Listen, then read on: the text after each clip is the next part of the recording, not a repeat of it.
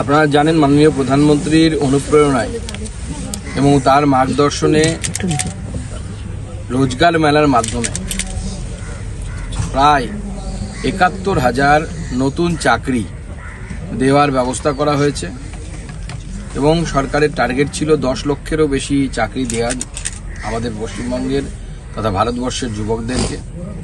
আজকে আমাদের রাধাবাড়ি বিএসএফ ক্যাম্পে ২০০রও বেশি শিক্ষিত যুবক এবং যুবতী তাদের হাতে অ্যাপয়েন্টমেন্ট লেটার মাননীয় প্রধানমন্ত্রীর দ্বারা উদ্বোধনের মাধ্যমে এবং আমি তুলে দিলাম আমাদের সাংসদ Jayanta Roy, IG BSF north Bengal Suryakanta Sharma মহাশয় এবং বিএসএফের অন্যান্য আধিকারিকরা উপস্থিত ছিলেন।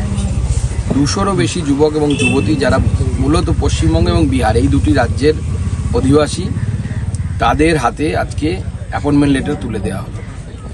আগামী ২৫ বছর এই যে যুবশক্তি তারা এই অমৃতকালে ভারতবর্ষের আগামী দিনের ভারতবর্ষের গতি প্রকৃতি নির্ধারণ করবে এবং তারা ভারত মায়ের সেবা করবে। এর মধ্যে বিএসএফ থেকে শুরু করে বিভিন্ন সেন্ট্রাল ফোর্সেস যেগুলো আছে তার appointment letter, postal, rail, banking এই সমস্ত বিষয়ের যারা কোয়ালিফাই করেছে, যারা খুব মেধাবী ছাত্রছাত্রী যারা পরীক্ষা দিয়ে তারা চাকরি পেয়েছেন তাদেরকে অ্যাপয়েন্টমেন্ট লেটার দেওয়া।